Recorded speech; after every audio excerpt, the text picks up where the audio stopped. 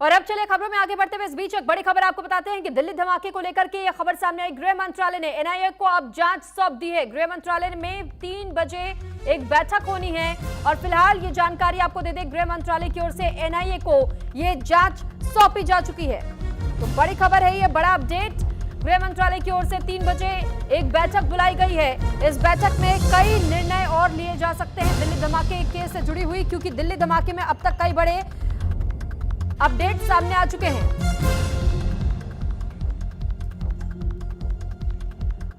और हमसे बातचीत करने के लिए किरण बेदी, पूर्व आईपीएस अधिकारी, इस वक्त हमारे साथ जुड़ी हुई है फोन लाइन पर। मैम, बहुत स्वागत है आपका न्यूज इंडिया पर। बड़ा सवाल ये मैम कि जो दिल्ली में धमाका हुआ, अब एनआईए को इस मामले की जांच सौंप दी गई है, लेकिन अभी और कितना मजबूत होने की जरूरत हमारे इंटेलिजेंस को, हमारे तमाम सुरक्षा कर्मियों को, क्योंकि रडार पर तो बहुत कुछ, लेकिन अभी भी क्या कुछ और खुलासे हो सकते हैं? हाँ, जरूर होंगे, क्योंकि सारी एजेंसीज जो जुड़ी हुई हैं जी, सबके पास अपनी अपनी इंटेलिजेंस काफी है, अपना डेटा बैंक काफी है। इसलिए जब एनआईए करती है तो ये सभी से लेकर करती है, और उसके पास तो सबसे ज्यादा है, तो इसलिए समय की बात है। ठीक है मैम, इससे पहले भी हमने दिल्ली में कई ऐसे धमाके 20 सालों में देखे हैं, लेकिन ये इस वजह से भी खास या सबसे ज्यादा इम्पोर्टेंट इसलिए भी इसे कहा जा रहा है क्योंकि ये जो धमाका हुआ, ये धमाका कहीं ना कहीं ऑपरेशन सिंदूर के बाद जब हुआ तो इसे टेरर एंगल से भी देखा जा रहा है। और हमने पाकिस्तानी मीडिया में भी कई ऐसे खबरें चलती हुई देखी, कई ऐसे बयानबाजियां की गई हैं।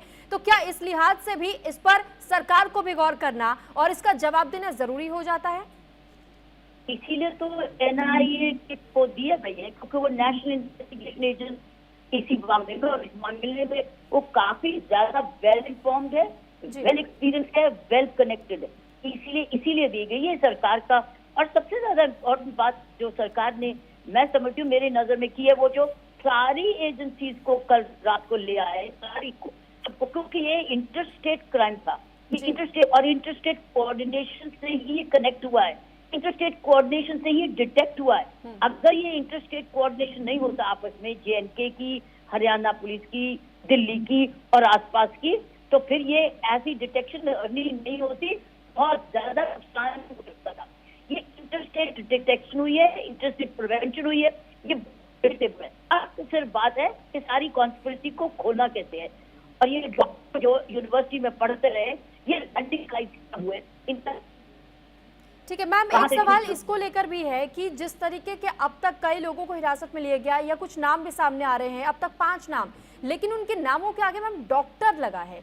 ऐसे में हम कहते हैं एजुकेशन से जोड़कर देखते हैं कि मानसिकता बदल सकती है, लेकिन जब बात ऐसे घटनाओं की आ जाती है और ऐसे मामले सामने आते हैं तो बहुत सारे सवाल जहन में आते हैं। इस पर आप क्या कहना चाहेंगे?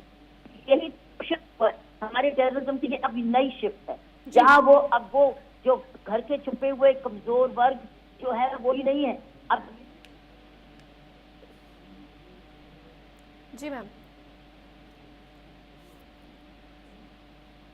शायद कोई टेक्निकल फॉल्ट है, आपकी आवाज हम तक नहीं पहुंच पा रही है।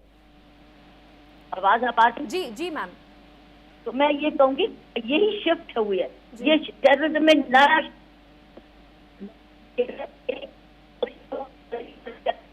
और उसको नहीं, प्रोफेशन में भी है, और इंटरनेट का इस्तेमाल भी है, उसकी स्क्रिप्टिंग भी, उसकी जिसको कहते हैं ना एनक्रिप्टिंग भी है, और मनी। जी मैम, स्लीपर सेल्स को लेकर भी सवाल अब उठने शुरू हो चुके हैं। क्या वाकई ये मान करके चला जाए कि अभी भी कई ऐसे एक्टिव स्लीपर सेल्स हैं जिनको अब धीरे धीरे एक्टिव कर दिया गया है? लंबे समय से स्लीपर सेल्स हमारे देश में ही रह रहे हैं और इनकी तलाश करना, इनको अंजाम तक पहुंचाना बहुत ज्यादा जरूरी हो जाता है समय रहते ही।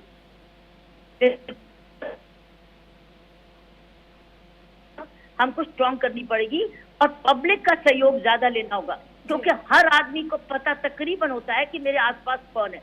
एक टेनेंट वेरिफिकेशन की बड़ी अच्छी गुड प्रैक्टिस थी कि अगर आप किराया जा रहा है तो ये उसकी वेरिफिकेशन कराए, और ऐसी चीजें जो प्रोटेक्शन और इस चीजों को भगा सकती हैं।